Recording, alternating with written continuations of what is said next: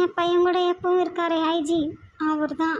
பெங்களூரில் டிஎஸ்பியாக இருந்த அவருக்கு ரகுபதி சார் தகவல் கொடுத்து சென்னைக்கு ட்ரான்ஸ்ஃபர் வாங்கி வந்தார். சத்யன் எவ்வளவோ உதவிகள் செய்ய முன் வந்தும் எடுத்து சொல்லியும் சிவராமன் அதை ஏற்றுக்கவே இல்லை. 2 பேரும் கிடைச்ச வேலைக்கெல்லாம் போயிட்டு பிள்ளையும் பார்த்துக்கிட்டாங்க. இதெல்லாம் தெரிஞ்சுக்கிட்டேன்னா சிவராமன் பெங்களூரில் கலெக்டராக இருந்தப்ப அனுப்பின சம்பள பணத்தையெல்லாம் கணக்கு பார்த்து அதை அவங்கிட்ட கொடுக்க சொல்லி கணக்கு பிள்ளைகிட்ட கொடுத்தும் விட்டேன்.